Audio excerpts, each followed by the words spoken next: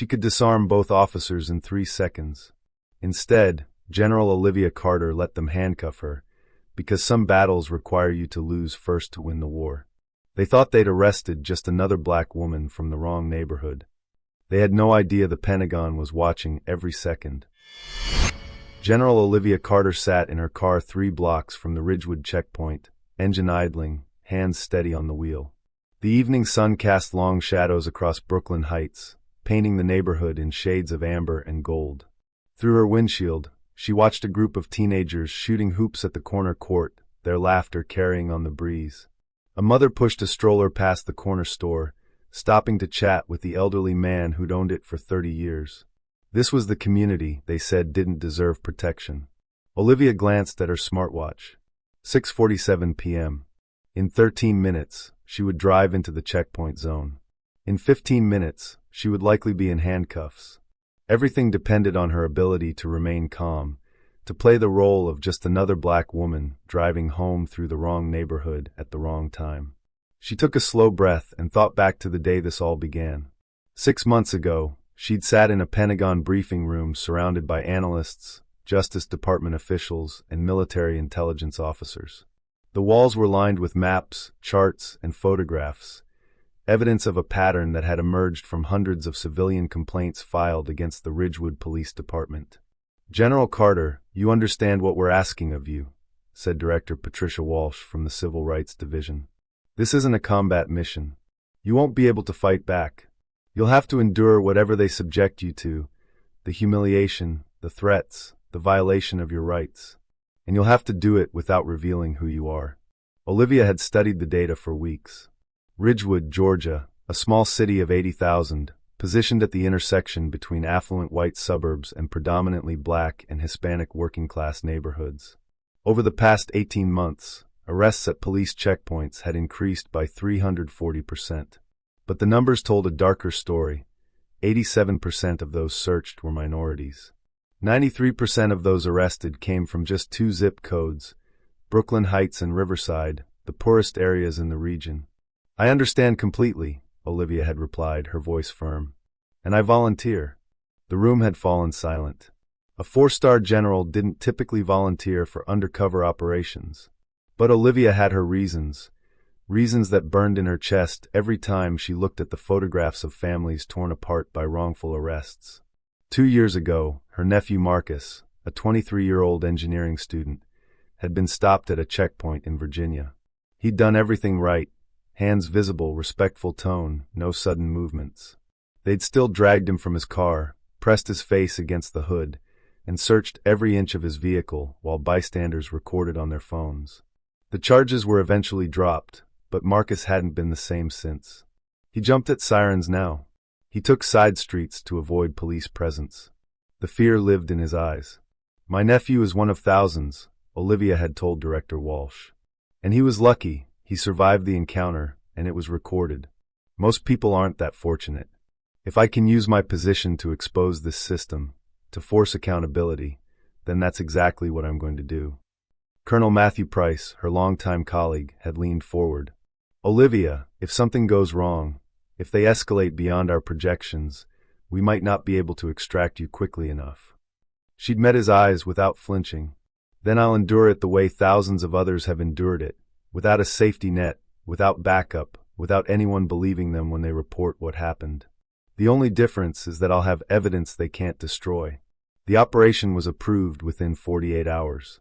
Now, sitting in her car on this warm October evening, Olivia felt the weight of that decision. She wasn't wearing her uniform. No insignia, no rank, no visible indication of who she was. Just jeans, a simple blouse, and a lightweight jacket that concealed the sophisticated recording device sewn into its lining. Her smartwatch, modified by Pentagon tech specialists, functioned as a backup recorder and GPS tracker, streaming data in real time to secure servers. She looked like any other woman heading home after a long day. That was precisely the point. Her phone buzzed. A text from Colonel Price, all systems green. "Team is positioned. Remember, we can't intervene unless your safety is genuinely threatened. You have to let this play out." Olivia typed back, "Understood." Going dark. She switched her personal phone to airplane mode and tucked it into the glove compartment. From her jacket pocket, she pulled out a second phone, a standard commercial device with her real identification in the digital wallet, but nothing that would immediately identify her as military. To any officer running a basic check, she would appear as Olivia M. Carter, Brooklyn Heights resident, no warrants, clean driving record. They would see what they expected to see, another suspicious person from the wrong side of town. Olivia started the engine and pulled onto the main road. The neighborhood slid past her windows, bodegas with hand-painted signs, a church with a community garden, children's bikes lying in front yards. These were good people living ordinary lives, and yet the Ridgewood Police Department treated them like criminals for the simple act of driving through certain intersections. Her jaw tightened. As she approached the boundary between Brooklyn Heights and Ridgewood, the scenery shifted. The roads became smoother, the streetlights brighter, the houses larger and set farther back from the street. This was the Ridgewood people protected. This was the community that mattered. Ahead, she saw the checkpoint.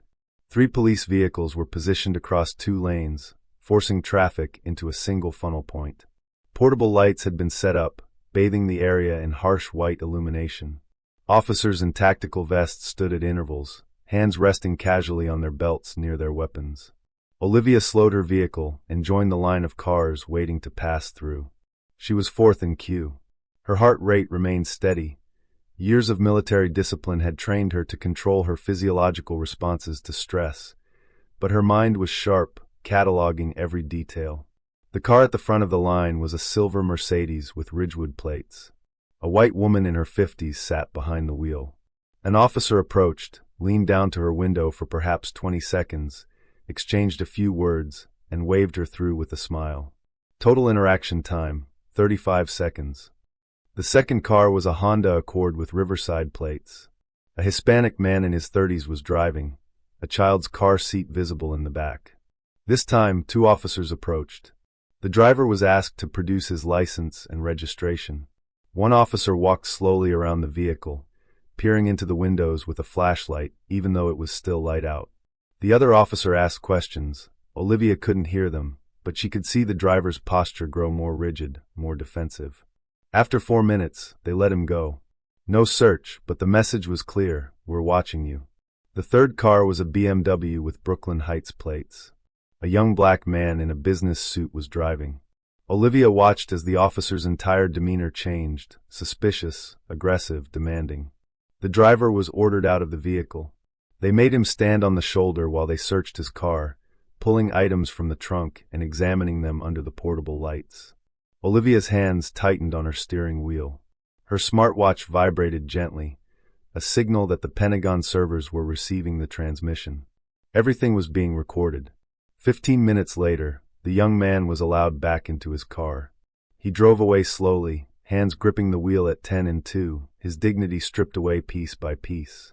Now it was Olivia's turn. She pulled forward to the checkpoint. Through her windshield, she saw 2 officers waiting, a younger man with a crew cut and an older, heavier-set man with captain's bars on his uniform. The younger officer, his name tag read Daniels, approached her driver's side window. The captain hung back, arms crossed, watching. Olivia rolled down her window. "Good evening, officer," she said calmly. Daniels didn't return the greeting. "License and registration." She reached slowly for her glove compartment, narrating her movements. "I'm reaching for my documents. They're in the glove compartment." "Just hand them over," Daniels said impatiently. Olivia produced her license and registration. Daniels examined them with a flashlight, though the sun hadn't fully set. He looked at her, then back at the documents, then at her again. "Brooklyn Heights," he said, as if the address itself were evidence of a crime. "Yes, sir. I live there. Where are you coming from?" "I was visiting a friend in Ridgewood." "What friend?" Olivia kept her voice neutral.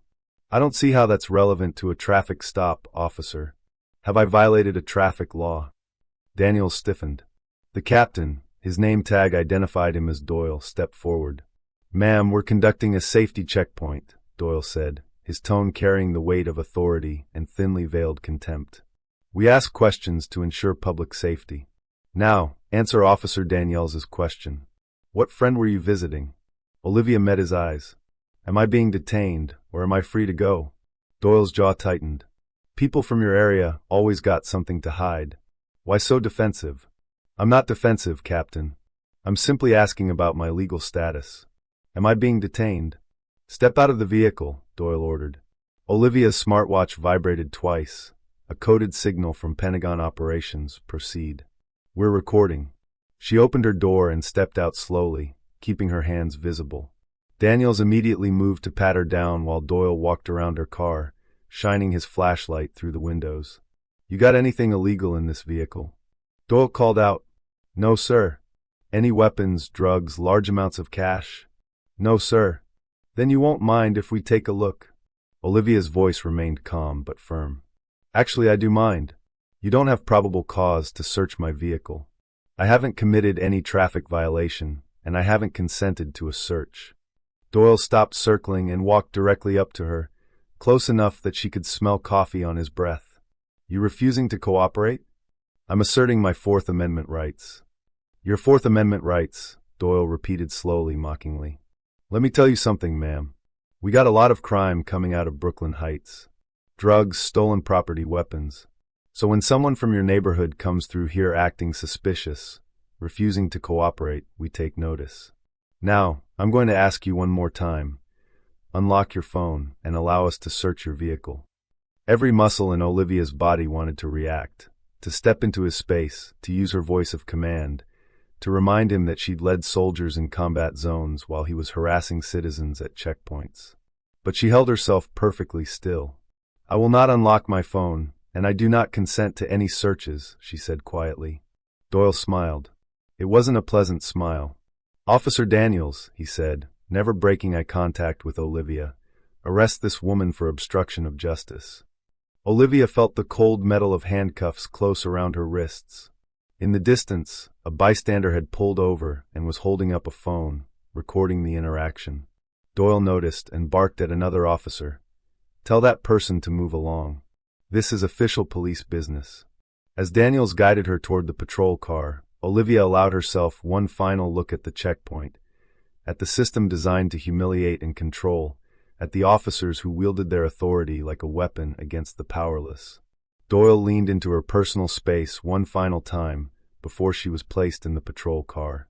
You people need to learn some respect, he said softly, so only she could hear. This is our town. You're just passing through. Olivia met his eyes with a steady, unwavering gaze. Something in her expression must have registered because Doyle hesitated for just a fraction of a second. Then the moment passed. Daniels opened the patrol car door and guided her inside, one hand on her head to keep her from bumping it on the frame. A gesture that might have seemed courteous if not for the roughness with which he pushed her into the seat. The door slammed shut. Through the metal grate separating the front and back seats, Olivia watched Doyle and Daniels high-five each other. She heard Doyle laugh. That's 3 this week from Brooklyn Heights. Chief's gonna love our numbers.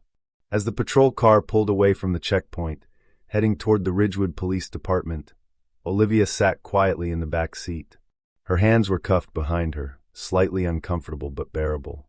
Her smartwatch pressed against her wrist, still recording, still streaming. In her mind, she reviewed the next phase of the operation. She would be booked, processed, and held. She would endure whatever indignities they subjected her to. She would remain calm, documented, and prepared. And when the moment was right, when the evidence was complete and irrefutable, she would activate Protocol Sentinel. But not yet. For now, she was just another black woman from Brooklyn Heights, arrested for the crime of knowing her rights. The patrol car turned onto Main Street, and Ridgewood Police Department came into view. A squat, brick building with an American flag hanging limply in the still evening air. Olivia closed her eyes briefly, centering herself. You have no idea what you just started, she thought, as the car pulled into the station's parking lot. But you're about to find out. The holding cell smelled of disinfectant and despair. Olivia sat on the metal bench, her hands finally free of handcuffs, and listened to the sounds of the Ridgewood Police Department at night. Phones ringing in distant offices. The buzz of fluorescent lights. Muffled laughter from the break room where Doyle and Daniels were celebrating their arrest with coffee and donuts. Through the small window in the cell door, she could see them clearly. Doyle had his feet up on a desk, gesturing animatedly as he retold the story of her arrest to a cluster of younger officers. Daniels pantomimed pulling someone from a car, and the group erupted in laughter. "You should have seen her face," Doyle's voice carried down the hallway. "All that attitude about her rights, and now look where she is. They always think they're special until they end up in here." Another officer chimed in. "Brooklyn Heights is getting bold. My cousin's a real estate agent, says property values are rising there. People are fixing up houses, thinking they can just blend into Ridgewood like they belong here." "Not on my watch," Doyle replied. "We keep up these checkpoints. Those people will learn to stay in their own neighborhood." Olivia's smartwatch vibrated softly against her wrist. 3 short pulses. Pentagon confirmation, audio clear, footage uploading successfully, legal team monitoring in real time. Every word Doyle spoke was being archived, analyzed, and prepared for federal prosecution. She allowed herself the smallest of smiles. The booking process had been deliberately humiliating. They'd made her remove her jacket, her watch, her jewelry, standard procedure, but carried out with theatrical slowness and commentary. The female officer processing her fingerprints had pressed her fingers into the ink pad with unnecessary force, making snide remarks about pretty nails and fancy lotion. When they photographed her for the mugshot, Daniels had stood behind the camera making faces, trying to get her to react, to show anger or fear or anything he could use to paint her as aggressive or unstable. Olivia had simply looked at the camera with calm, steady eyes. She'd been photographed by war correspondents in combat zones, by international media at Pentagon briefings, by presidents and prime ministers. A small-town officer with a power complex wasn't going to rattle her, but she'd seen this same process break other people. She'd reviewed the case files, dozens of people from Brooklyn Heights and Riverside who'd been arrested at checkpoints, processed through this same system, their dignity stripped away one procedure at a time. Many had spent the night in cells like this one, unable to afford bail, missing work the next day, losing jobs they couldn't afford to lose. The system was designed to punish poverty, to make exercising your rights so costly that most people simply complied rather than resist. Olivia stood and moved to the small window in her cell door, observing the officers more carefully. Her military training had taught her to read group dynamics, to identify hierarchies and power structures. Doyle was clearly the alpha, the one the others deferred to, the one whose approval they sought.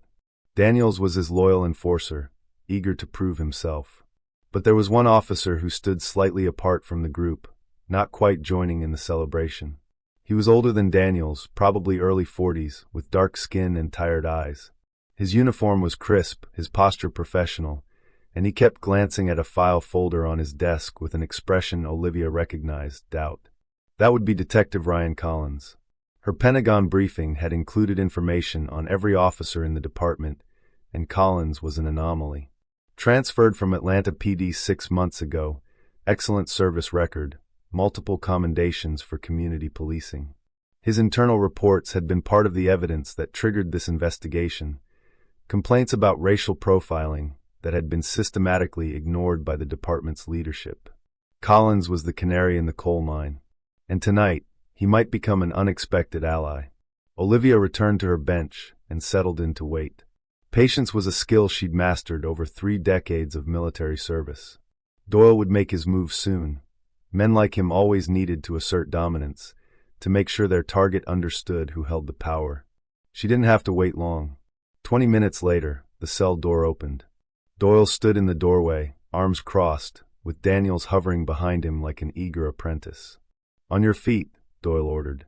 Olivia stood slowly, deliberately, meeting his eyes without hostility or fear, just calm acknowledgement. "Interrogation room. Let's have a little chat about who you really are." They walked her down a narrow hallway, past bulletin boards covered with wanted posters and community outreach flyers that felt deeply ironic given what was happening. The interrogation room was exactly what she expected. Gray walls, metal table bolted to the floor, 3 chairs, a mirror that was obviously one-way glass. Doyle pointed to the chair facing the mirror. "Sit." Olivia sat. She folded her hands on the table and waited. Daniels positioned himself by the door, while Doyle took the seat across from her. He opened a folder and made a show of reviewing her documents, her driver's license, her vehicle registration, and her military ID card. So, Doyle began, tapping the military ID with his finger. Want to explain this? Explain what, Captain? This fake ID. You really think we're stupid enough to believe you're a 4-star general? Olivia kept her voice neutral. That's not a fake ID. It's issued by the Department of Defense and contains multiple security features. If you examine it properly, you'll see. I've examined it, Doyle interrupted. And I'm telling you it's fake.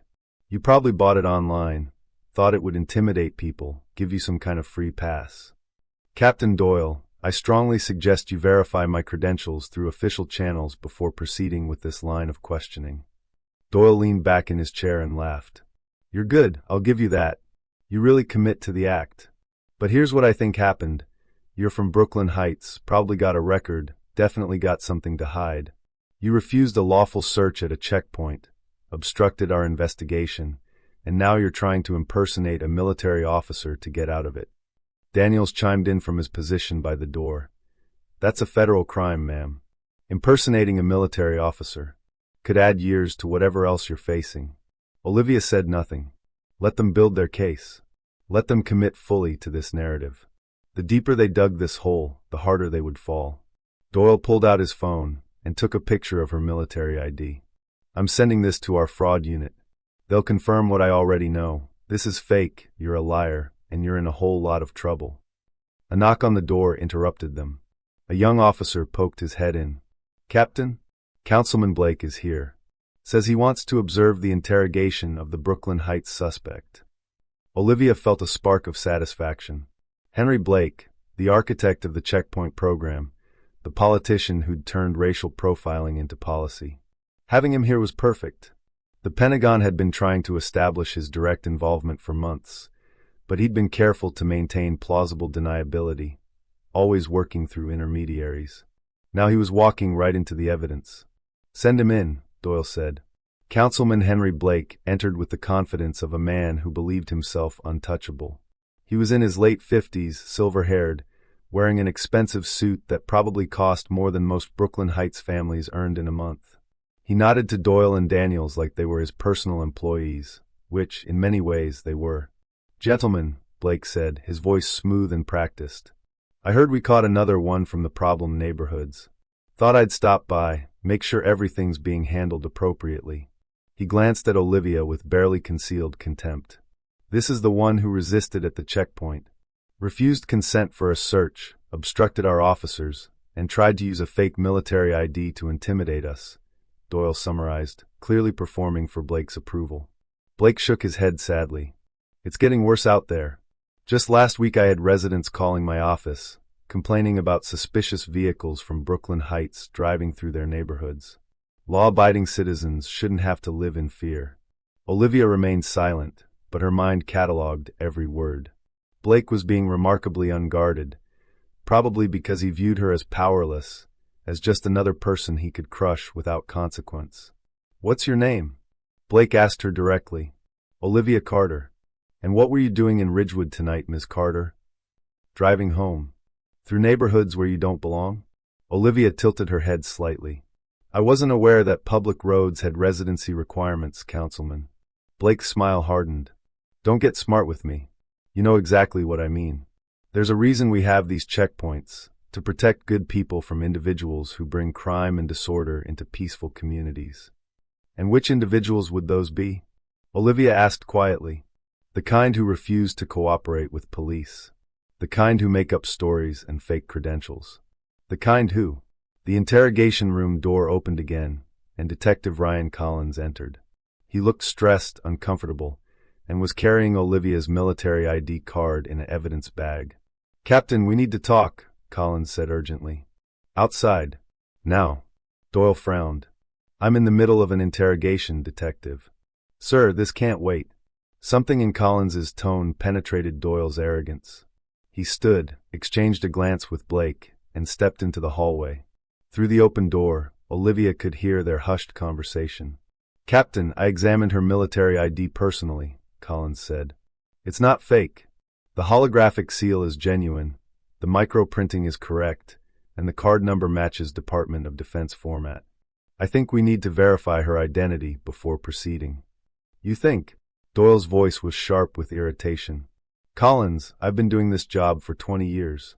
I know a fake when I see one. Then let me make a phone call. Just to confirm. It'll take 5 minutes. We don't need. Captain. Collins's voice dropped lower, more insistent. If she really is military, and we're holding her without proper verification, this could become a serious problem. Let me make one call to DOD. If it's fake, we'll prove it and add impersonation charges. If it's real, he left the implication hanging. Olivia watched Blake's reflection in the one-way mirror. He was standing now, arms crossed, jaw tight. For the first time since entering, he looked uncertain. After a long pause, Doyle said, "Fine. Make your call. But you're wasting everyone's time." Collins returned to the interrogation room and addressed Olivia directly. "Ma'am, I'm going to contact the Department of Defense to verify your credentials. Do you have a direct line you'd like me to use?" This was it, the moment where everything pivoted. Olivia recited a phone number from memory, not the public DoD information line, but a direct number to Pentagon Operations Command, the 24/7 nerve center that coordinated military operations worldwide and served as the contact point for Protocol Sentinel. Collins wrote down the number and left the room. Doyle, Blake, and Daniels remained suddenly quiet. The confident atmosphere had shifted into something tenser, more uncertain. In the hallway, Olivia could hear Collins dialing. A pause. Then, "Yes, this is Detective Ryan Collins, Ridgewood Police Department in Georgia, badge number 4827. I'm calling to verify the identity and credentials of an individual we have in custody." Another pause. "Yes, I'll hold." The silence in the interrogation room stretched out. Doyle tried to maintain his composure, leaning against the wall with false casualness. Blake checked his phone repeatedly, his fingers moving with increasing nervousness. Daniels shifted his weight from foot to foot. Collins's voice carried from the hallway. "Yes, I'm still here." Then a longer pause. "I see. And can you confirm?" "Yes, I understand. And her current assignment status is?" An even longer pause. Olivia could see Doyle's face changing, color draining away as he registered something in Collins's tone. "I understand. Is the general safe?" "Yes, she's in our holding facility." "No, she hasn't been harmed." Yes, I'll relay that information immediately." Collins appeared in the doorway. His face was pale, his expression a mixture of shock and something that might have been vindication. "Captain Doyle," Collins said slowly, carefully. "Councilman Blake, I need you both to step into the hallway. Now." "What did they say?" Doyle demanded. "Hallway. Now." They stepped out.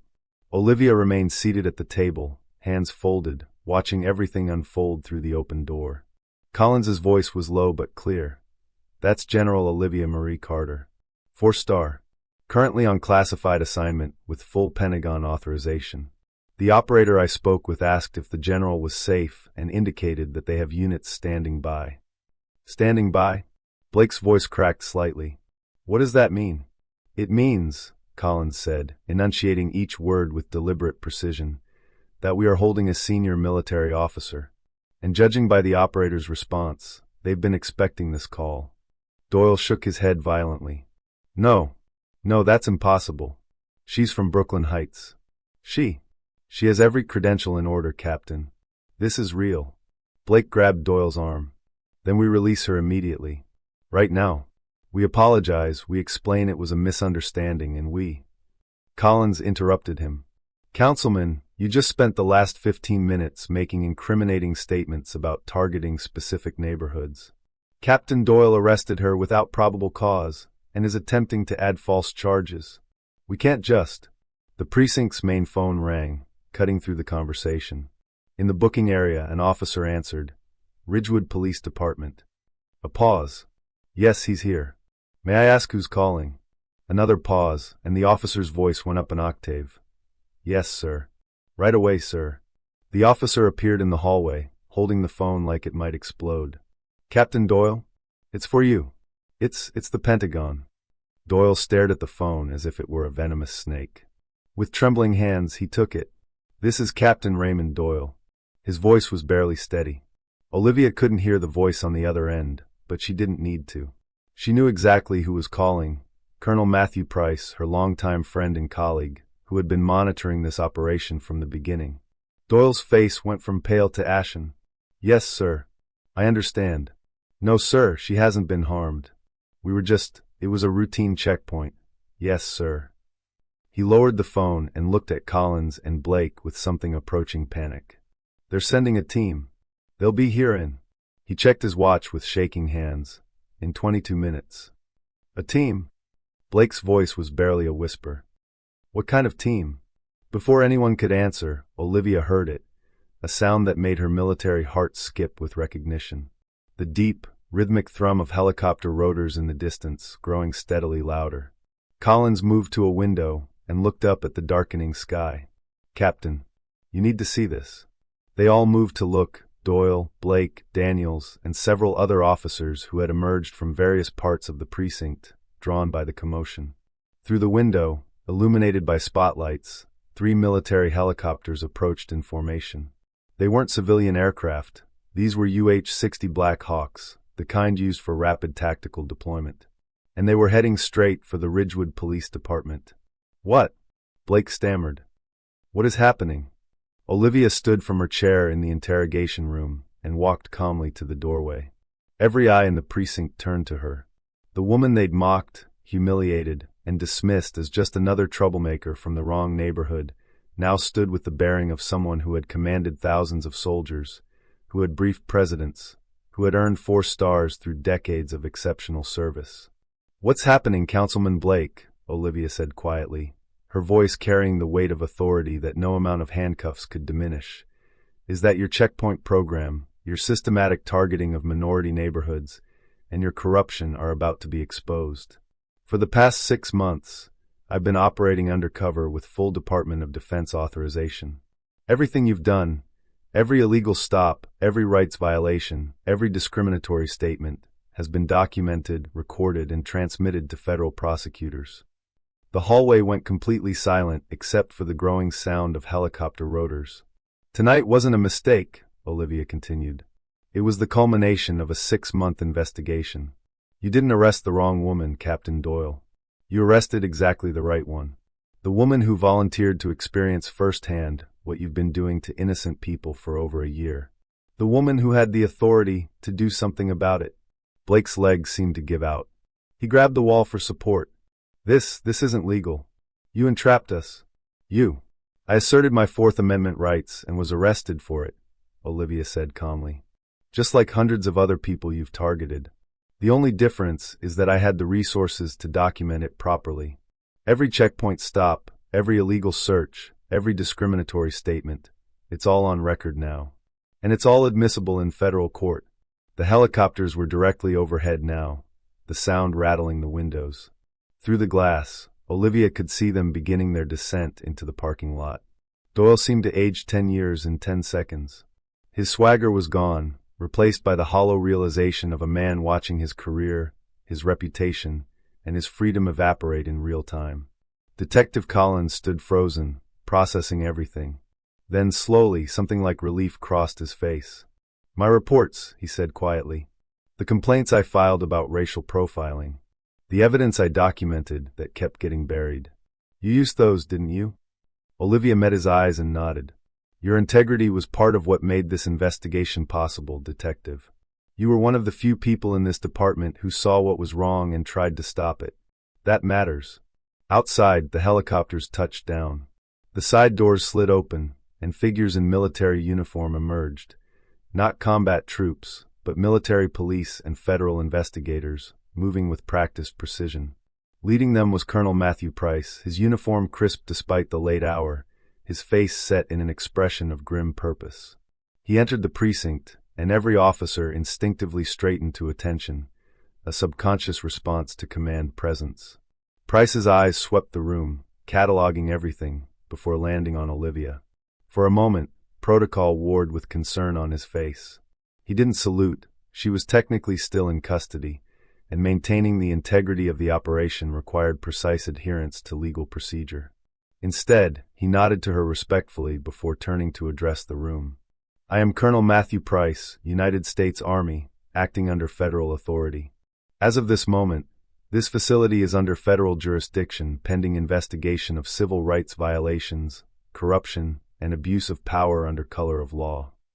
Behind him, military police began fanning out through the precinct, securing exits and establishing a perimeter.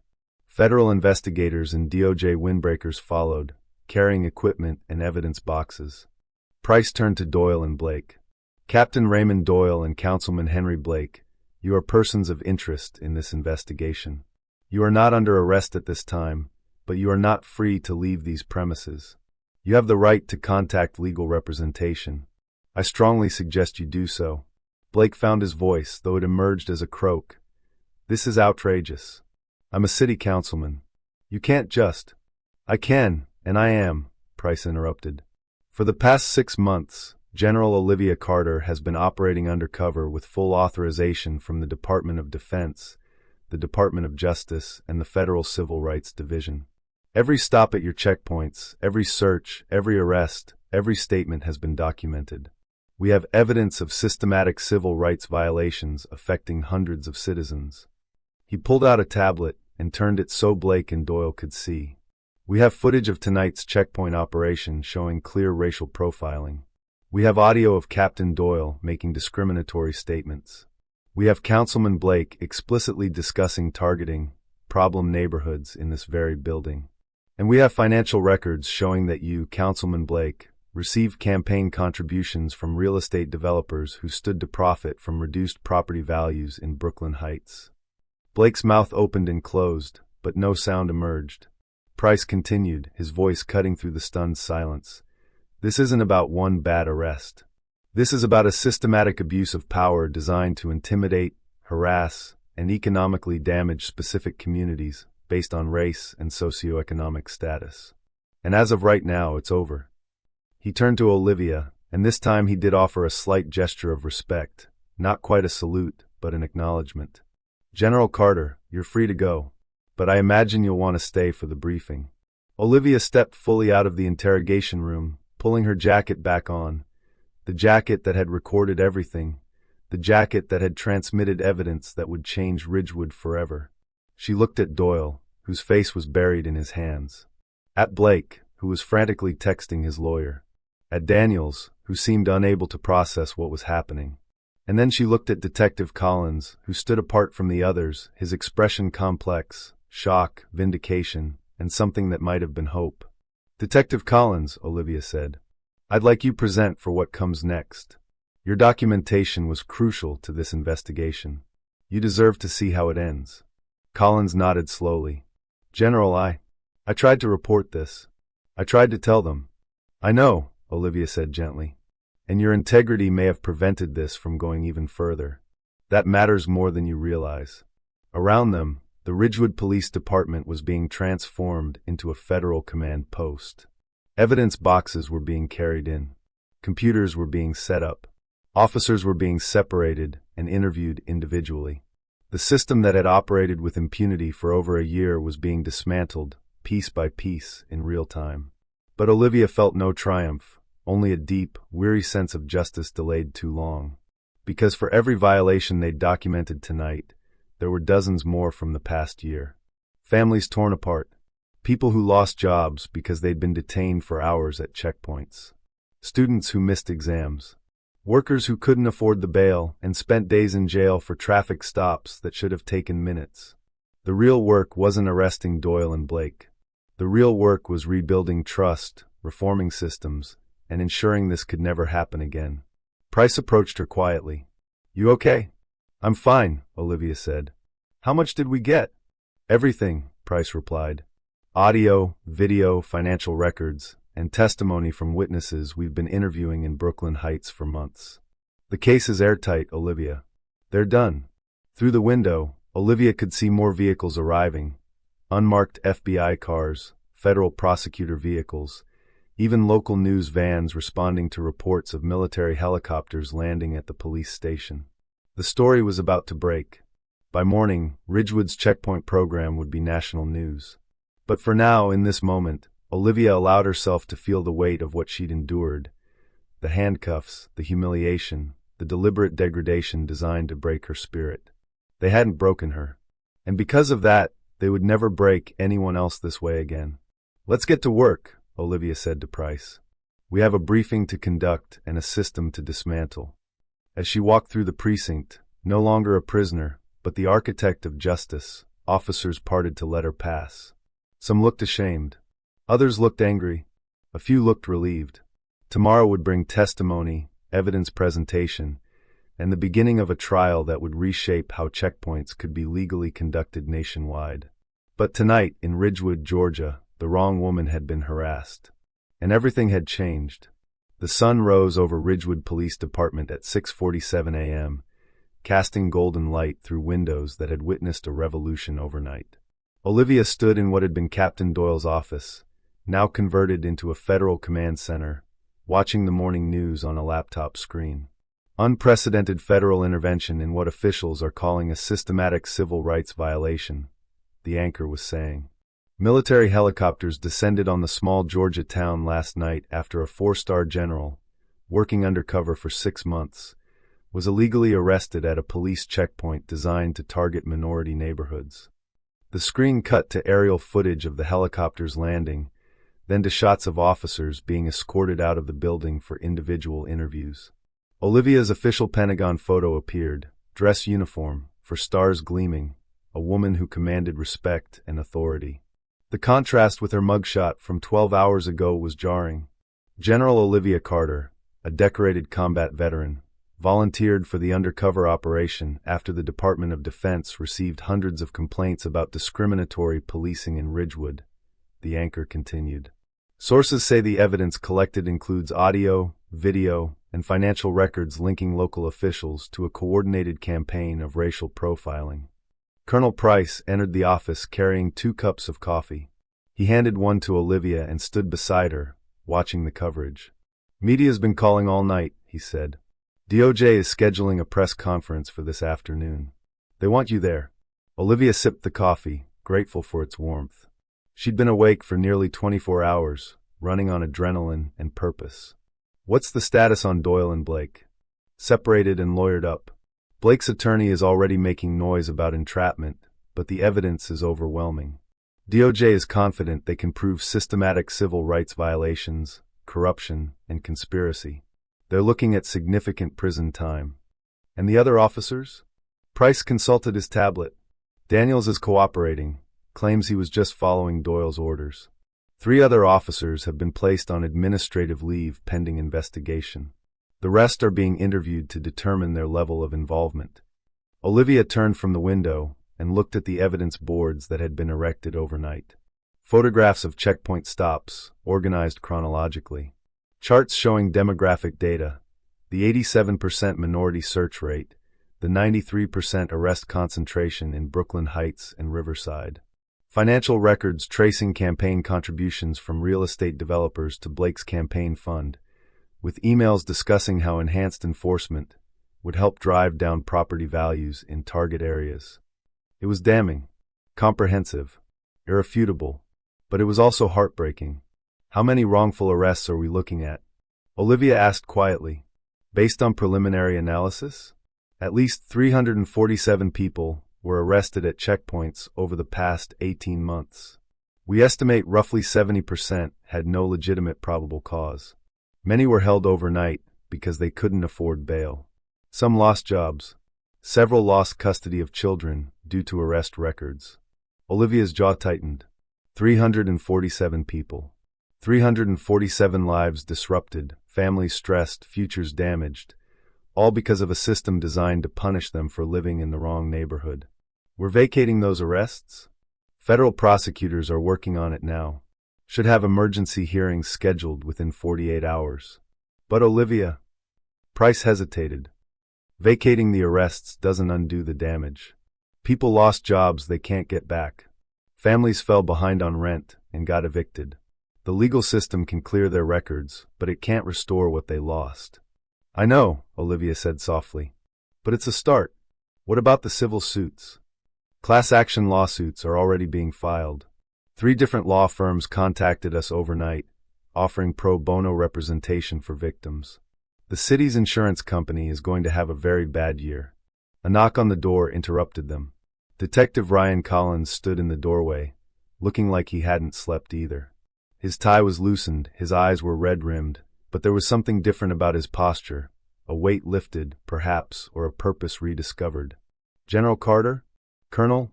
Sorry to interrupt, but there's someone here who wants to speak with you." Olivia nodded. "Send them in." Collins stepped aside, and an elderly black woman entered, leaning on a cane. She was small, probably in her 70s, with silver hair pulled back in a neat bun and eyes that carried decades of wisdom and weariness. She wore a simple dress and a cardigan despite the warmth of the morning. "Mrs. Johnson," Collins said gently. "This is General Olivia Carter." The woman's eyes filled with tears as she looked at Olivia. For a long moment, she said nothing. Then, slowly, she crossed the room and took Olivia's hand in both of hers. "Thank you," Mrs. Johnson whispered. "Thank you for caring enough to do something." Olivia felt her own throat tighten. "Mrs. Johnson, would you like to sit down?" They settled into chairs, Mrs. Johnson in the seat that had belonged to Captain Doyle, a poetic reversal of power that wasn't lost on anyone in the room. "My grandson Marcus Johnson," the elderly woman began, her voice trembling but determined. "He's 26 years old. Works 2 jobs, daytime at the warehouse, nights cleaning offices.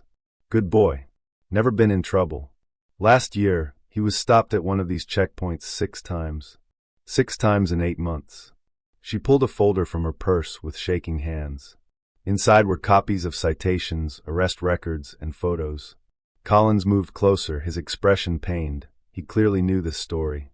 The first time they searched his car and found nothing, but they kept him there for 2 hours. Made him miss his shift. He lost that job, Mrs. Johnson continued.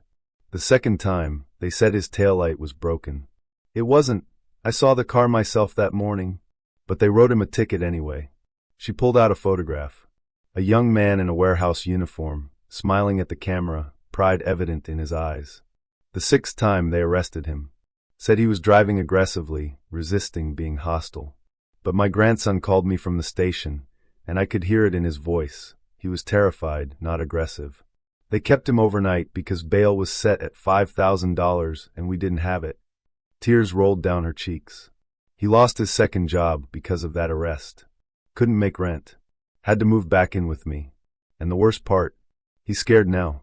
Scared to drive through certain areas. Scared of police. A good young man who works hard and follows the rules, and they made him scared of the people who are supposed to protect him. Olivia reached across and took the woman's hand.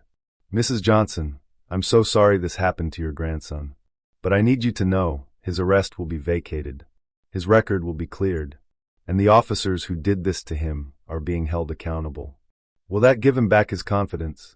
Mrs. Johnson asked, her voice breaking. "Will that make him stop jumping every time he sees a police car? Will that restore his faith that the system cares about people like him?" The question hung in the air, unanswerable because they all knew the truth. Legal victories couldn't heal psychological wounds. Accountability couldn't restore innocence lost. "No," Olivia said honestly. "It won't. Not immediately. But maybe, if we do this right, if we rebuild this system with integrity and transparency, maybe eventually it will. Maybe your grandson and others like him can learn to trust again. Not because we tell them to, but because we show them through actions and accountability that the system can be just." Mrs. Johnson nodded slowly. "Then I'll pray for that, General. I'll pray that what you started here spreads. That other cities pay attention. That other officers remember they're supposed to serve everyone, not just the people who look like them or live in the right neighborhoods." She stood, steadying herself with her cane. "My church, First Baptist on Riverside Avenue, we're having a community meeting tonight. People are scared, confused, hopeful. Would you consider speaking to them? Not as a general, but as someone who understands what they've been through."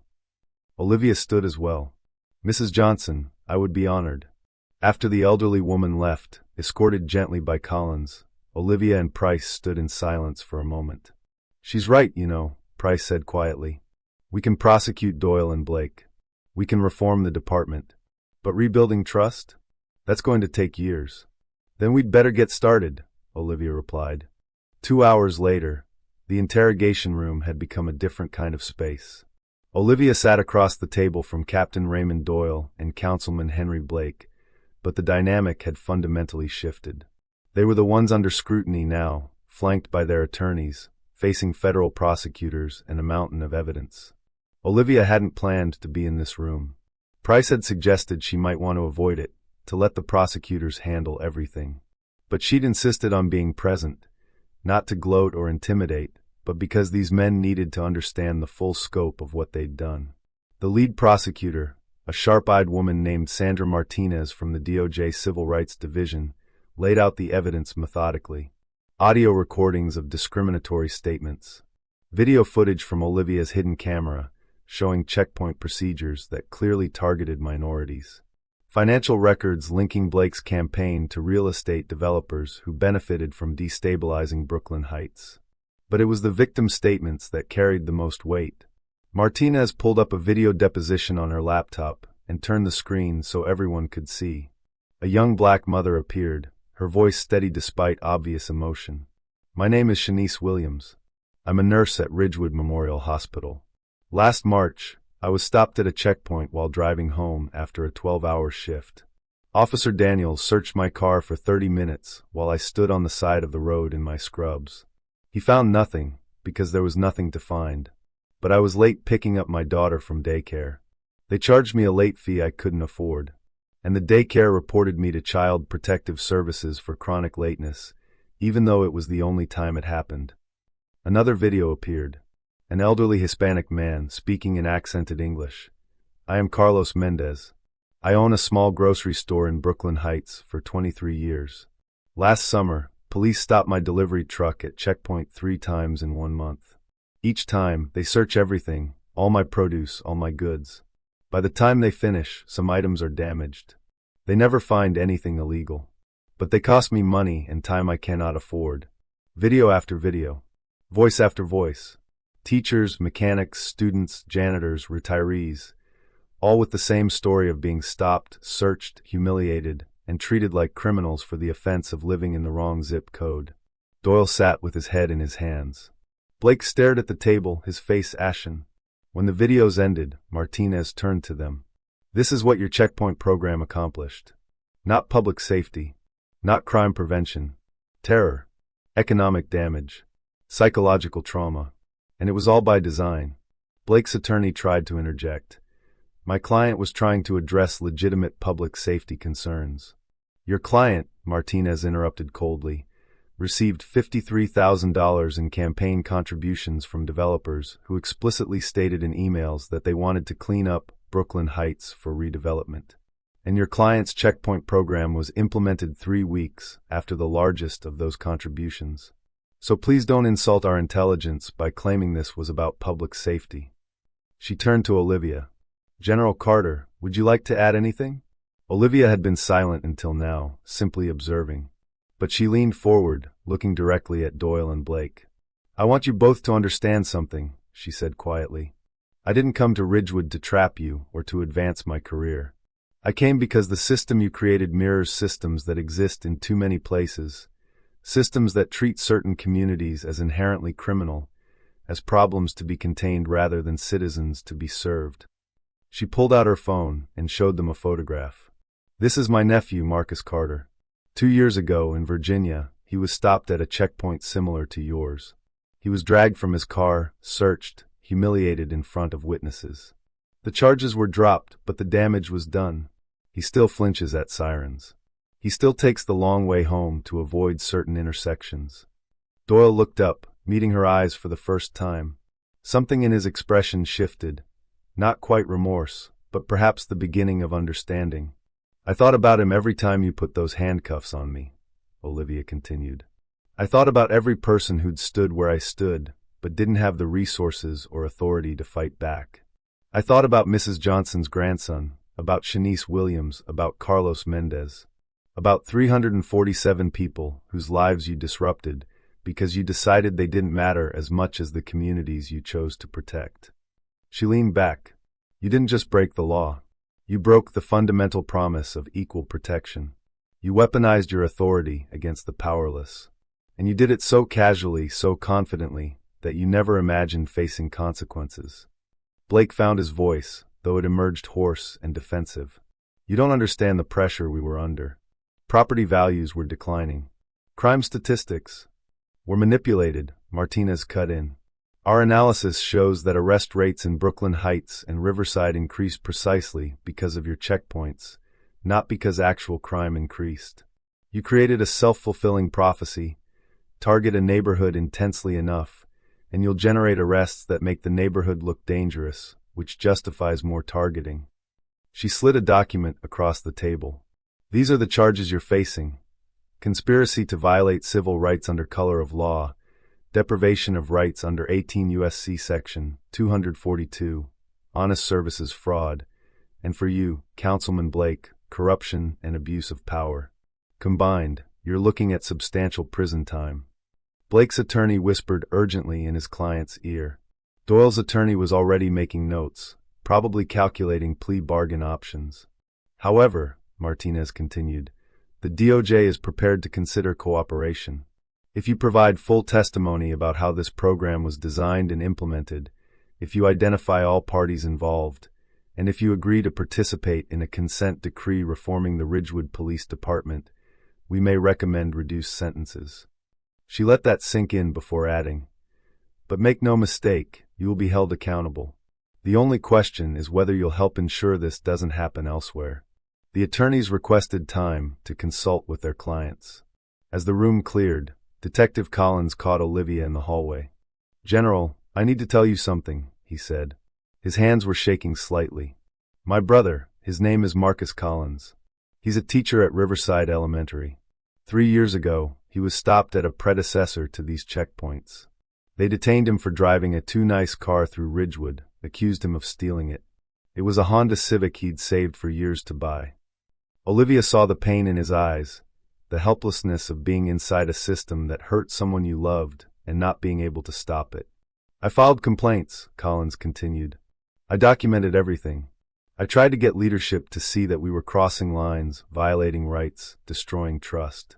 But I was told to be a team player, to stop making waves. When I persisted, I was threatened with assignment to desk duty. So I tried to work within the system, to at least minimize the damage." "Detective Collins," Olivia said gently, "your internal reports were part of what triggered this investigation.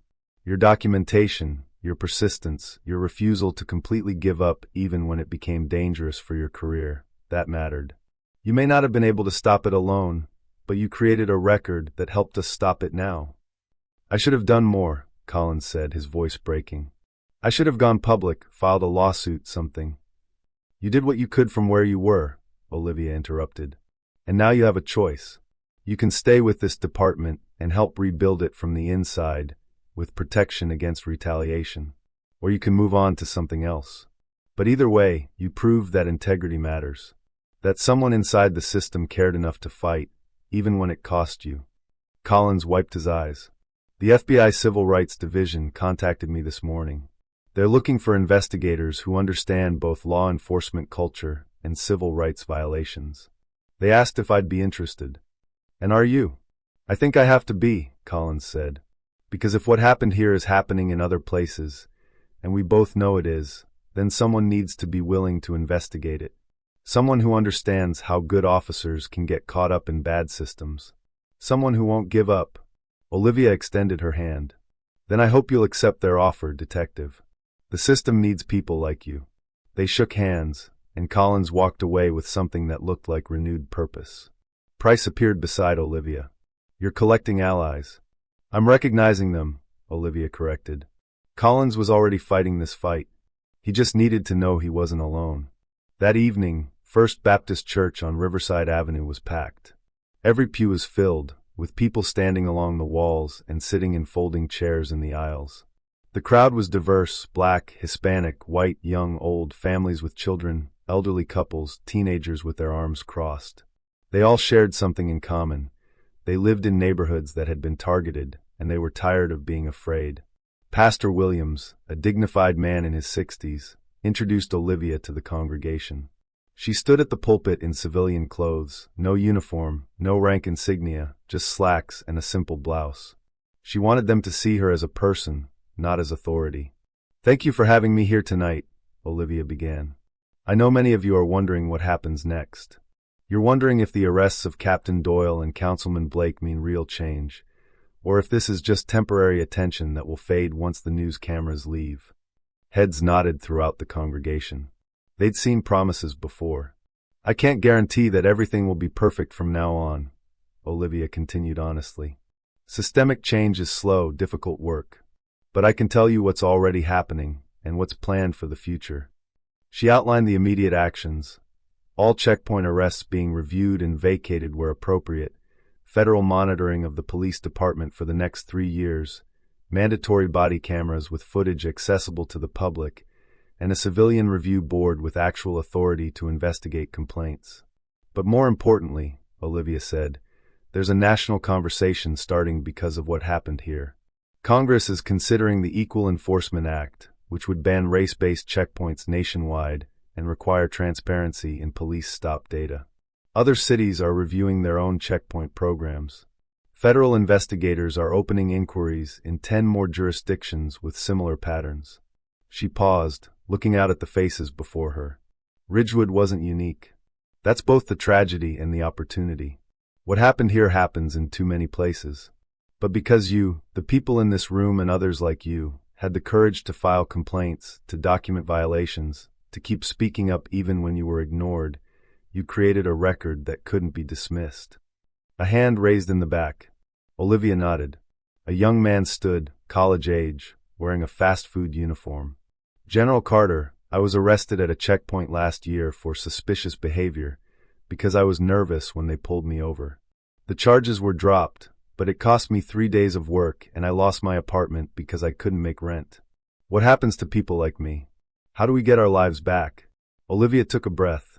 This was the question that mattered most, and it deserved an honest answer. "The legal system can clear your record," she said. "Civil suits can provide financial compensation. But you're right, those things don't restore what was taken. They don't give you back those 3 days, or your apartment, or the sense of security you lost." She stepped out from behind the pulpit, moving closer to the congregation. "What I can tell you is this: real justice isn't just about punishing the people who did wrong. It's about building a system that prevents it from happening again. It's about creating accountability mechanisms that work before situations escalate, not just after. And it's about people like you staying engaged, serving on that civilian review board, attending city council meetings, running for office yourselves." Another hand raised. An elderly woman in the 3rd row. "General, will you stay? Will you keep watching to make sure they follow through?" "I'll be monitoring the implementation personally," Olivia assured her. "The Pentagon is creating something we're calling the Ridgewood Model, a framework for identifying and investigating patterns of discriminatory policing. I'll be overseeing that program, and I'll be back here regularly to check on progress." She smiled slightly. "Besides, I have family in Brooklyn Heights now. My nephew Marcus is moving here next month to teach at the community college. So I'll be visiting often. This community matters to me, not just as a project, but as people I care about." The mood in the church began to shift. Not to blind optimism, but to something more sustainable, cautious hope tempered with determination. A woman stood near the front, cradling a baby. "What can we do? Those of us who want to help but don't know how." "Document everything," Olivia said immediately. "If you're stopped by police, record it if you can safely do so. Write down badge numbers, time, location, what was said. File complaints, even if you think nothing will happen. Those complaints create patterns that investigators can track. Support each other. If you witness something, be willing to testify. And most importantly, don't accept injustice as normal. Ever." She looked around the room. The checkpoint program worked because it relied on you feeling powerless. It counted on you believing that nothing would change, so why bother reporting it? But you weren't powerless. Every complaint filed, every incident documented, every voice raised contributed to building the case that brought it down. Your courage mattered. It still matters. Pastor Williams joined her at the front. "Let's close with prayer," he said, and the congregation bowed their heads.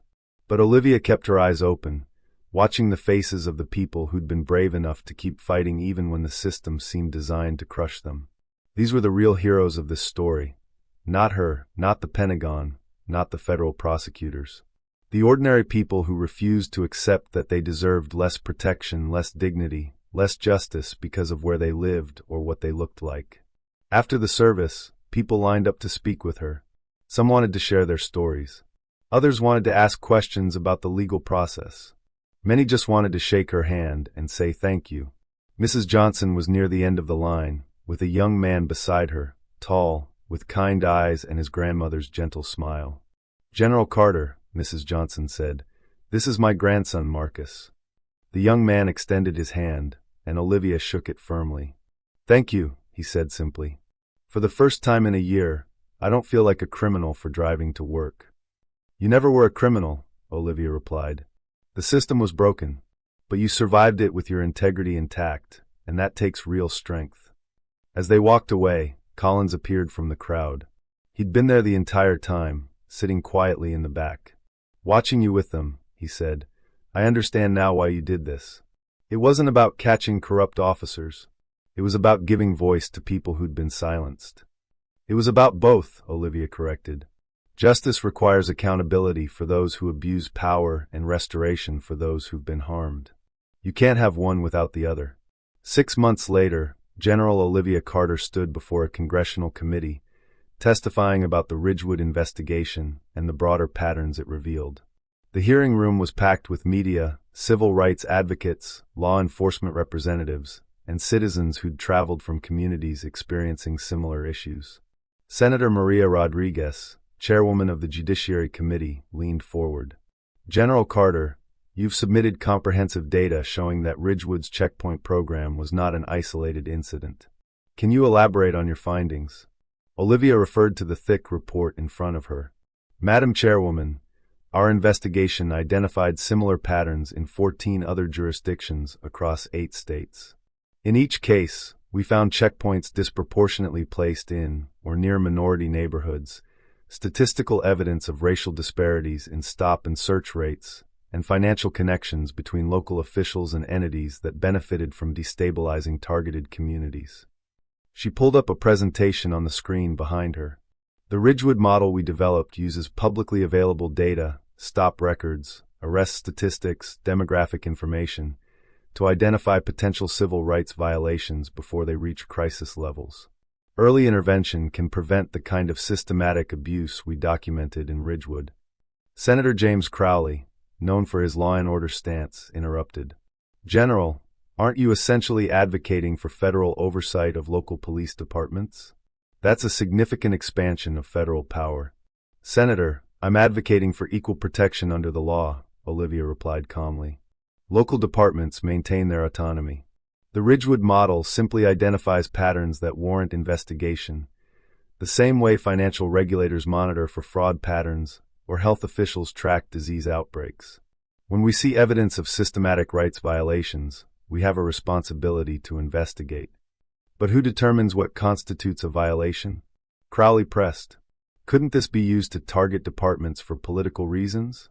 Olivia didn't hesitate. "The model uses objective metrics, disparity ratios in stops and searches, complaint patterns, arrest rates compared to actual crime data. It's not subjective, and investigations only proceed when multiple indicators align. We're not targeting departments. We're identifying where citizens' constitutional rights may be systematically violated." Senator Rodriguez nodded. "And the Equal Enforcement Act you're supporting would codify this approach?" "Yes, ma'am. The act would require departments using checkpoint systems to publish demographic data on stops and searches, mandate working body cameras during all citizen interactions, and establish federal review when statistical disparities exceed certain thresholds. It doesn't eliminate checkpoints, it makes them accountable." The testimony continued for 3 hours. Olivia presented evidence, answered questions, and faced skepticism from those who viewed any federal oversight as government overreach. But the turning point came when Senator Rodriguez invited testimony from Ridgewood residents. Mrs. Johnson took the stand, followed by Shanice Williams, Carlos Mendez, and others whose voices had been ignored for too long. They weren't activists or lawyers. They were ordinary people describing extraordinary injustice, their stories made powerful by their simplicity and truth. When young Marcus Johnson described losing 2 jobs and his apartment because of wrongful arrests, even Senator Crowley looked uncomfortable. When Shanice Williams broke down explaining how a 30-minute checkpoint search had triggered a Child Protective Services investigation that nearly cost her custody of her daughter, several committee members visibly winced. And when Carlos Mendez, in his accented English, said quietly, "I came to this country because I believed in American justice. For 23 years, I worked hard and followed the rules. But in Ridgewood, I learned that justice is not for everyone equally." The hearing room fell completely silent. 3 weeks later, the Equal Enforcement Act passed both chambers of Congress with bipartisan support. It wasn't perfect. Compromises had been made. Enforcement mechanisms were weaker than reformers wanted. But it was progress. More importantly, it sent a message. Systematic discrimination hiding behind public safety would no longer be tolerated without scrutiny. 1 year after her arrest, Olivia Carter drove through Ridgewood again. The checkpoint location had been dismantled. In its place stood a community welcome sign. Ridgewood, a city for all, with neighborhood names listed below, including Brooklyn Heights and Riverside, no longer treated as problems to be contained. The new police chief, Chief Maria Santos, brought in from outside with a reform mandate, had implemented every change required by the federal consent decree, and then some. Body camera footage was streamed to a public database. Stop data was published monthly with demographic breakdowns. The Civilian Review Board had actual investigative authority and subpoena power. It wasn't perfect. Some officers resented the changes. Some residents still felt afraid during police interactions. Trust, once broken, took years to rebuild. But it was better. Measurably, demonstrably better. Olivia pulled into the parking lot of Brooklyn Heights Community Center, where a celebration was underway. The center had been renovated using funds from the civil settlement.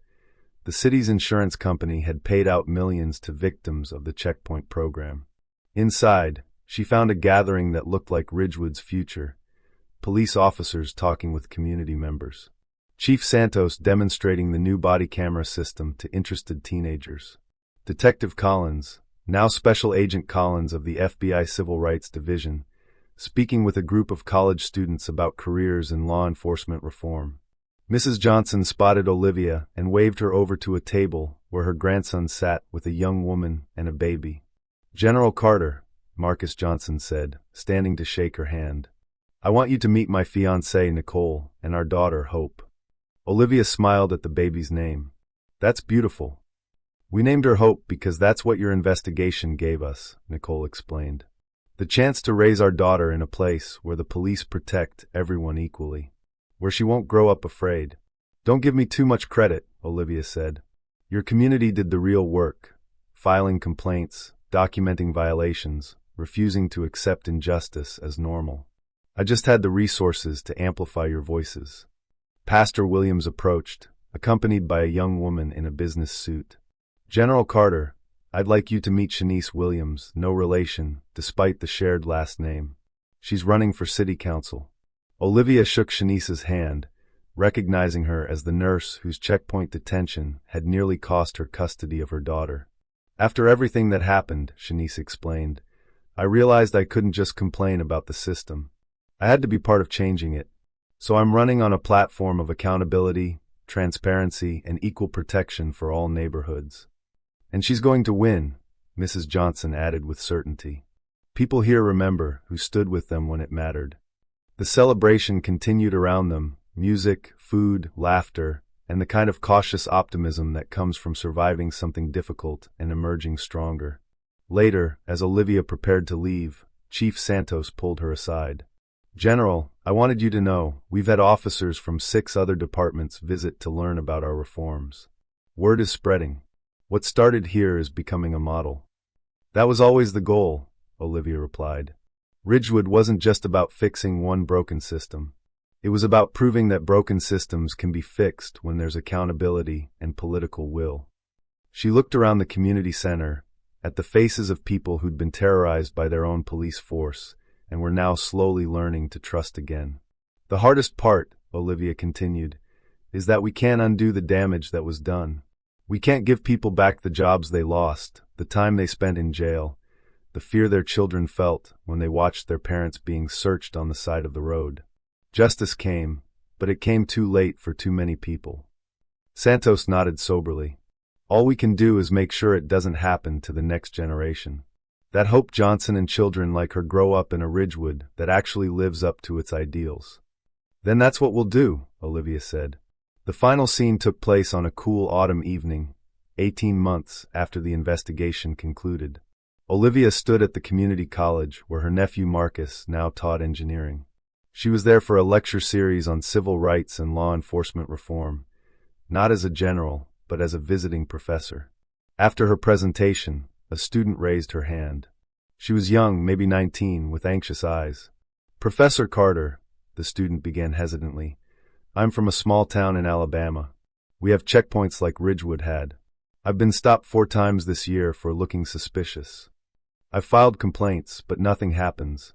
How do I keep hoping that things will change when it feels like no one's listening?" Olivia thought carefully before responding. This was the question that mattered, the question that young people in marginalized communities ask themselves every day. "Hope isn't passive," Olivia said finally. "It's not sitting back and wishing things were different. Hope is active. It's documenting those stops. It's filing those complaints even when you think nothing will happen, because patterns matter. It's talking to others who've had similar experiences and organizing together. It's contacting organizations like the ACLU or the FBI Civil Rights Division. It's registering to vote and voting for people who will demand accountability." She paused, making eye contact with the student. "In Ridgewood, people filed complaints for over a year before we investigated. They thought no one was listening. But someone was, analysts at the Justice Department, who noticed the pattern. Your complaints matter. Your documentation matters.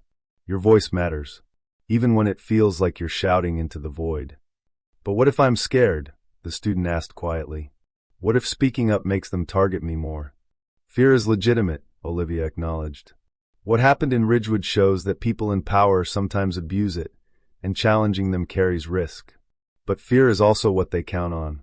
They count on you being too scared to file that complaint, to record that interaction, to demand accountability. And when everyone stays silent out of fear, nothing changes." She softened her tone. "I'm not saying you should be reckless. Document safely. Use legal channels. Connect with organizations that can provide support. But don't let fear silence you completely, because your voice is more powerful than you realize." After the lecture, the student approached Olivia privately. "I'm going to do it. I'm going to contact the FBI about my town's checkpoints. I'm going to organize other students who've been targeted. I'm scared, but I'm more tired of being scared than I am afraid of what might happen." Olivia handed her a card with contact information for the FBI Civil Rights Division, including Special Agent Ryan Collins's direct line. "Tell Agent Collins I sent you," Olivia said. "And remember, you're not alone. There are people fighting this battle in communities across the country. Sometimes it feels lonely, but you're part of something bigger." As the student walked away with renewed determination, Marcus approached his aunt. "You changed her life just now," he said. "The same way you changed mine 2 years ago when you helped me stop being afraid." "I didn't change anything," Olivia replied. "I just reminded her of what she already knew, that she has power, even when the system tries to convince her she doesn't." They walked together through the campus, past students studying on the lawn, past the library where young people were building their futures. "You know what's strange?" Marcus said. "When I was stopped at that checkpoint in Virginia, I felt so powerless, so small, like the system was this massive thing that could crush me, and no one would care. But now, teaching here, watching students become activists and advocates, I realize that the system only works when we let it, when we accept it. And when we stop accepting it," Olivia asked, "then everything changes." Marcus smiled. "That's what you proved in Ridgewood." They reached Olivia's car, parked in a visitor's spot, no checkpoint between her and home anymore. "I'm proud of you," Olivia said, pulling her nephew into a hug. "Not just for teaching, but for not letting what happened to you make you bitter. You could have turned away from public service, from engaging with the system. Instead, you're training the next generation to fix it." "I learned from the best," Marcus replied. You didn't have to volunteer for that operation. You could have sent someone else, stayed safe in the Pentagon. But you put yourself through what thousands of others had experienced because you believed their stories mattered enough to risk your own dignity for. Olivia shook her head. I didn't risk anything that countless others haven't risked without choice. I just had the privilege of doing it with backup, with resources, with the certainty that someone was watching and would intervene if necessary. Most people don't have that. That's what made it necessary. As she drove away from the college, Olivia's phone rang. It was Colonel Price. Just got word, he said. The city council in Montgomery, Alabama just voted to dismantle their checkpoint program after FBI opened an investigation. They cited the Ridgewood case in their decision. That's number 12. 12 cities? Olivia asked. 12 cities that have voluntarily reformed or eliminated discriminatory checkpoint programs since Ridgewood went public. And that's not counting the ones we're actively investigating. The model is working, Olivia. It's actually working. She felt a wave of emotion, not triumph exactly, but something deeper. Vindication for every person who'd been dismissed, ignored, or told they were imagining discrimination. Proof that speaking up mattered, that documentation mattered, that refusing to accept injustice as normal could actually change things. It's not just the model, Olivia said. It's the people who were brave enough to complain in the first place. The Mrs. Johnsons and Shanice Williams and Carlos Mendezes who filed reports even when they thought no one was listening. They're the ones who made this possible. You're right, Price agreed. But you gave them something crucial. You proved their voices mattered. You proved the system could be forced to listen. After the call ended, Olivia drove in silence for a while, processing everything. 18 months ago, she'd sat in her car preparing to be arrested, knowing she was about to experience a fraction of what so many others had endured without protection or recourse. It had been difficult, the humiliation, the handcuffs, the deliberate degradation designed to make her feel powerless. For a few hours, she'd gotten a glimpse into what it meant to be treated as suspicious simply for existing in the wrong place. But it had also been necessary, because sometimes the only way to truly understand an injustice is to experience it yourself. And sometimes the only way to force accountability is to document it so thoroughly, so publicly, that denial becomes impossible. The final meeting took place in Captain Doyle's former office, now occupied by Chief Maria Santos. Olivia had returned to Ridgewood for a quarterly review, part of her ongoing oversight of the reform implementation. Santos had prepared comprehensive reports showing progress. Complaint rates down by 68%, community satisfaction with police up by 47%, use of force incidents down by 52%. But Santos also showed her something else, a letter, handwritten, that had arrived at the department 2 weeks earlier. It was from Raymond Doyle, now 18 months into a 5-year federal prison sentence. Chief Santos, I'm writing this letter not to excuse what I did, but to acknowledge it. For 2 years, I ran a checkpoint program that systematically violated people's rights. I told myself it was about public safety, about protecting the community. But General Carter's investigation forced me to confront the truth. It was about control, about keeping certain people in their place, about using my badge to enforce social hierarchies rather than laws. I watched the videos of people we stopped, really watched them, not just dismissed them like I did during the investigation. I saw the fear in their eyes, the humiliation, the way children in the back seats looked at their parents being searched, learning early that police were people to fear rather than trust. I saw my own daughter in those children. She's 12 now. She visits me here sometimes, and last month she asked me if I was a bad man. I didn't know how to answer, because the truth is complicated. I wasn't trying to be bad. I was just following a system, implementing policies, doing what I thought my job required. But that's the lesson, isn't it? That following orders, implementing policies, doing your job, none of that excuses doing the wrong thing. I had a badge and authority, and I used it to hurt people who couldn't fight back. I knew it was wrong. I just didn't care enough to stop. I'm telling you this because the new officers you're hiring need to understand what I didn't. That the badge doesn't make you right. That authority is a responsibility, not a weapon. That every person you stop is someone's child, parent, spouse, friend. They deserve dignity even when they're guilty of something, and especially when they're not. I can't undo what I did. But maybe sharing my mistakes can help prevent others from making them. Former Captain Raymond Doyle. Olivia read the letter twice, then set it down carefully. Do you think it's genuine? Santos asked.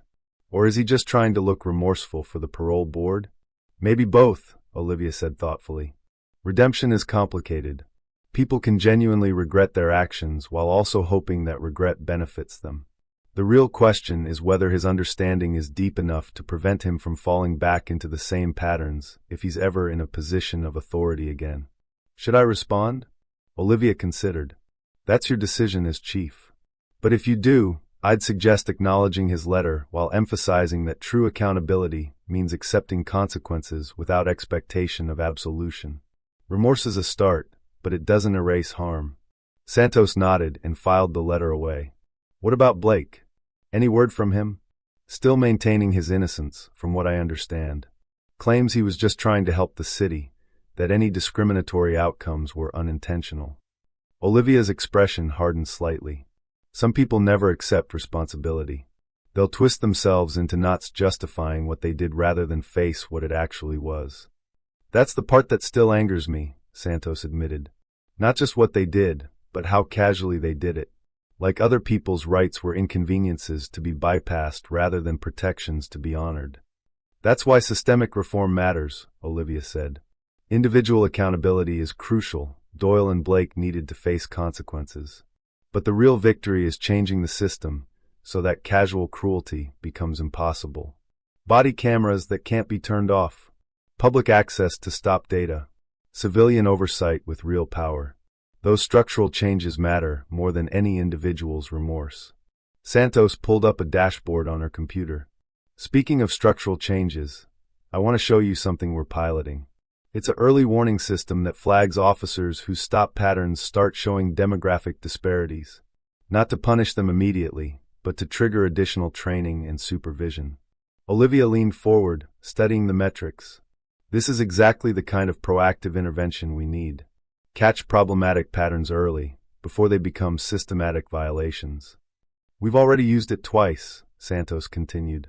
Both times, the officers were defensive initially, claimed we were accusing them of racism.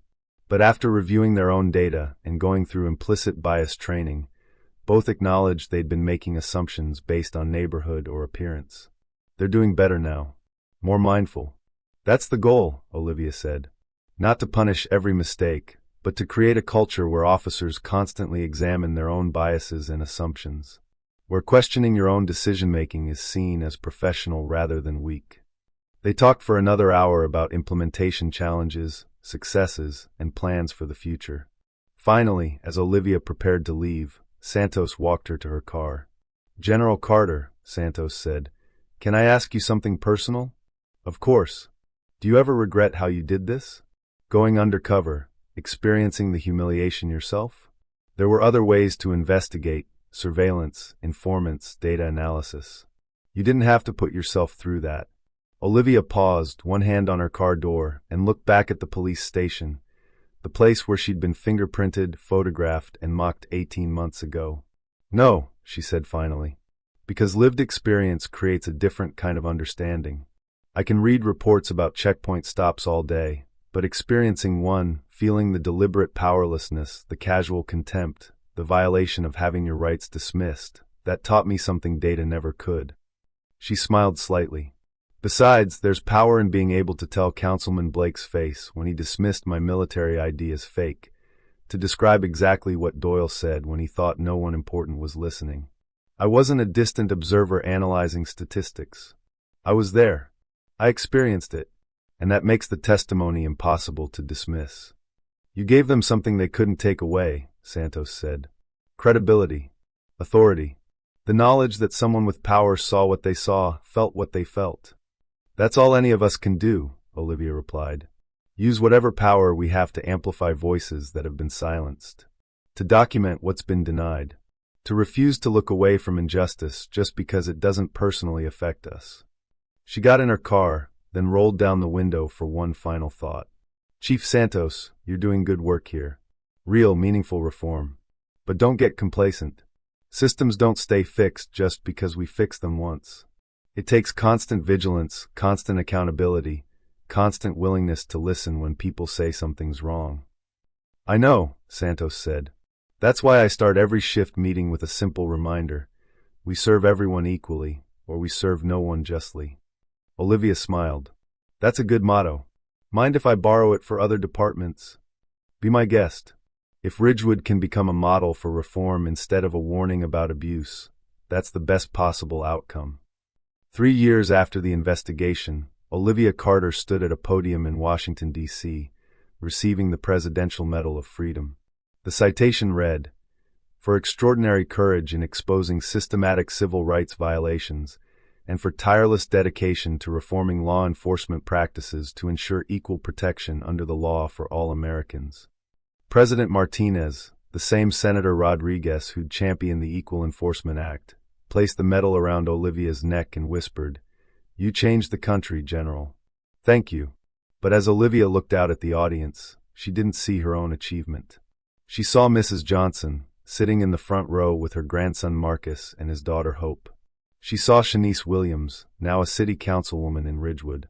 She saw Special Agent Ryan Collins, who'd helped reform 3 more police departments since leaving Ridgewood. She saw representatives from 26 cities where the Ridgewood model had identified and corrected discriminatory practices. And she saw her nephew Marcus, holding his own daughter, no longer afraid to drive through any neighborhood. In her acceptance speech, Olivia said simply, "This medal honors the courage of people who filed complaints when they knew they might be ignored, who documented injustice when they had no guarantee anyone would care, who refused to accept discrimination as the price of living in certain neighborhoods. I was just privileged enough to have the resources to amplify their voices. The real heroes are the ordinary people who demanded justice when the system tried to deny it." Later, at the reception, a young woman approached Olivia. She looked familiar, and after a moment, Olivia recognized her, the Alabama student from the lecture, the one who'd been scared but determined to speak up. "Professor Carter," the student said, using the title Olivia preferred, "I wanted you to know we did it. My town's checkpoint program was investigated by the FBI. Agent Collins led the investigation. They found the same patterns you found in Ridgewood. The program's been dismantled, and 3 officers were charged with civil rights violations." "How are you doing?" Olivia asked, concerned. She knew that speaking up came with costs. "I'm okay," the student said. "It was hard. I got threats, lost some friends who thought I was making trouble. But my community, the people who were being targeted, they supported me. And now when I drive home, I don't feel afraid anymore. My little brother, he's 14, and he doesn't have to grow up terrified of being stopped for looking suspicious." She smiled, and it was genuine. "You told me my voice mattered.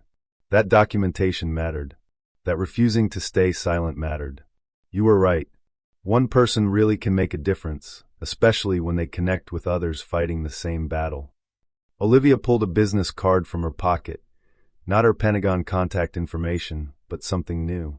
"This is the Civil Rights Defense Network we've established. It connects people experiencing discriminatory policing with legal resources, documentation tools, and investigative support. If you're interested in helping others the way Agent Collins helped you, we're always looking for volunteers." The young woman took the card with reverence. "I'll call tomorrow." As she walked away, Mrs. Johnson approached, moving more slowly now, but with her spirit undiminished. "General Carter," the elderly woman said, "I have something for you."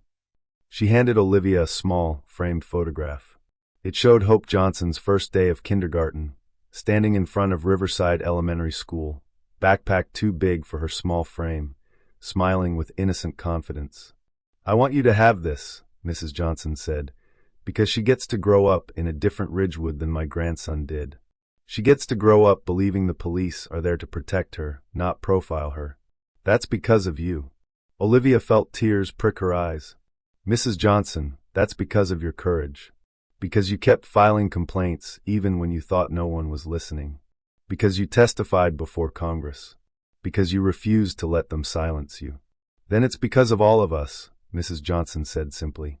"Because ordinary people like me found someone with power who actually listened, who actually cared enough to do something.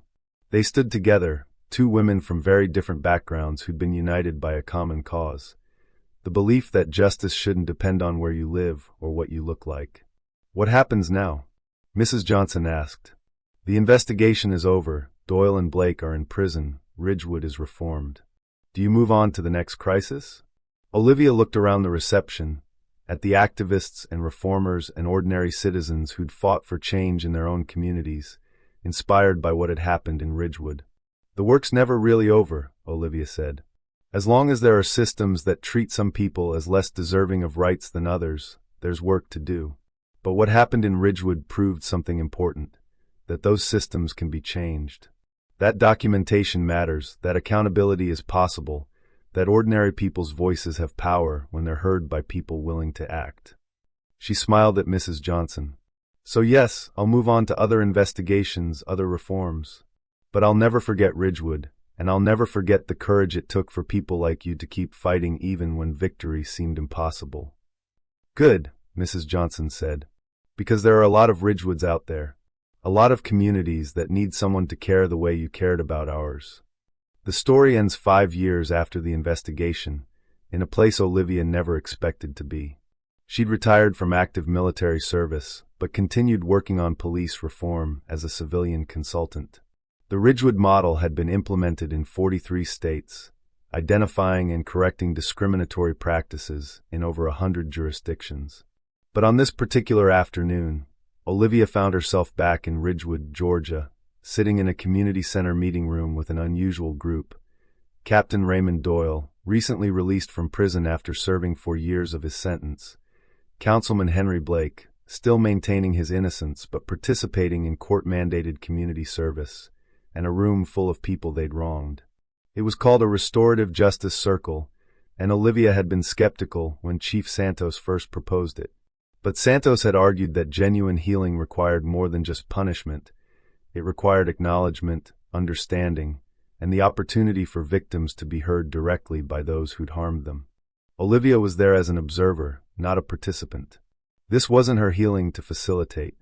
The circle began with victims speaking, telling Doyle and Blake directly how the checkpoint program had affected their lives. No lawyers, no legal jargon, just human beings explaining to other human beings the cost of what had been done. Shanice Williams spoke about almost losing custody of her daughter, about the years of therapy needed to help her child understand that police weren't monsters. Carlos Mendez described closing his store after 23 years because he couldn't afford the lost revenue from repeated checkpoint searches.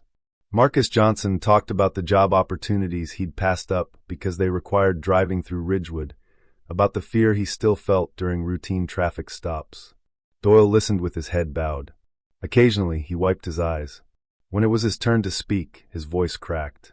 I convinced myself I was protecting people, he said. But I was just protecting the people I decided mattered.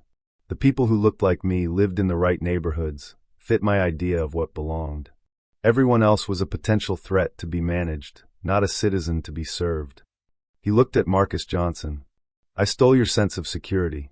I made you afraid in your own community. No apology can fix that, but I need you to know I understand what I did now.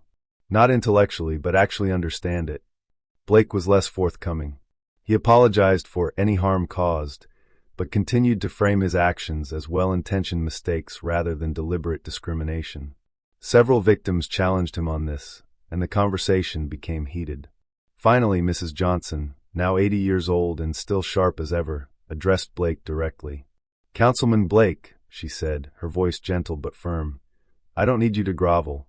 I don't even need you to agree that you're a bad person. But I need you to acknowledge that what you did was wrong. Not mistakes. Not unintended consequences. Wrong. You used your power to hurt people who had less power than you, and you did it because you thought you could get away with it. Blake sat in silence for a long moment. Then slowly, something in his face shifted. You're right, he said quietly.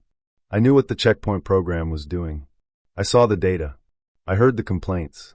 And I didn't care because the people being harmed weren't the people who voted for me, who donated to my campaigns, who I considered my constituents.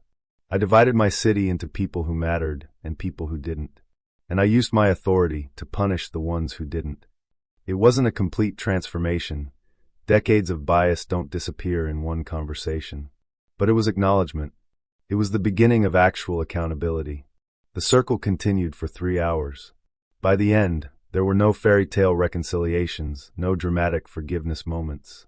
But there was something real, understanding. The people who'd been harmed got to speak their truth directly to those who'd harmed them. And those who'd harmed them had to sit with that truth without lawyers or justifications to hide behind. Afterward, as people filed out, Olivia noticed young Hope Johnson, now 6 years old, watching Doyle with curious eyes. "Are you the bad police officer?" she asked with childlike directness. Doyle knelt down to her level. "I was a police officer who did bad things. I hurt people, including your family. And I'm very sorry. My grandma says everyone can change if they really want to," Hope said. "Are you really trying to change?" "Every day," Doyle said. "It's hard, and I mess up sometimes.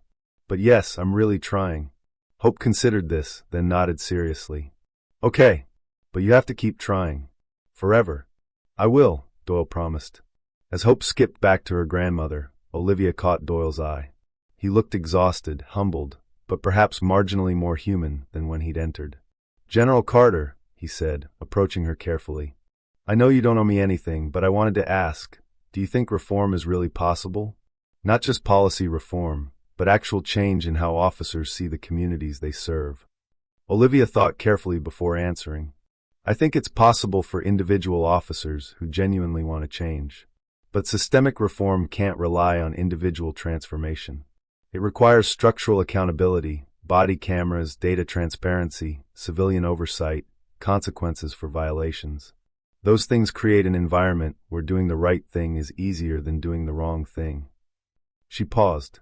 "You can't reform your way out of what you did, Doyle. You can't earn back the trust you destroyed or restore what you took from people. But you can spend the rest of your life making sure other officers don't make the same choices you made. That's not redemption, it's just responsibility." Doyle nodded slowly. "Chief Santos offered me a position, unpaid, no authority, just speaking to new recruits about what went wrong, how I justified it to myself, what the cost was. She said hearing from someone who failed might be more powerful than hearing from someone who got it right." "Will you take it?" "I think I have to," Doyle said. "Not because it makes me feel better about myself, but because if even one officer hears my story and decides not to go down that path, then maybe something good can come from all the harm I caused." As Olivia left the community center, she found Chief Santos waiting by her car. "What did you think?" Santos asked. "I think restorative justice has value," Olivia said carefully, "but only alongside structural reform and accountability. Doyle's remorse doesn't matter if the systems that enabled him remain unchanged. Blake's apology means nothing if there are no consequences for abuse of power." "Agreed," Santos said. "But I've noticed something in the 5 years since the investigation. The officers who participated in voluntary restorative justice circles are the ones most committed to reform. Hearing directly from victims changes people in ways that policy memos and training seminars can't." "Maybe," Olivia acknowledged. "But we can't rely on empathy alone. We need laws, oversight, data transparency, and consequences. Those things work even when empathy fails." "Why not both?" Santos asked. "Strong accountability structures for systemic reform and restorative justice opportunities for individual healing. They serve different purposes, but both matter." Olivia smiled. "That's why you're good at this job, Chief. You understand that justice is complicated. It requires punishment and accountability, but also healing and transformation. Not everyone gets that.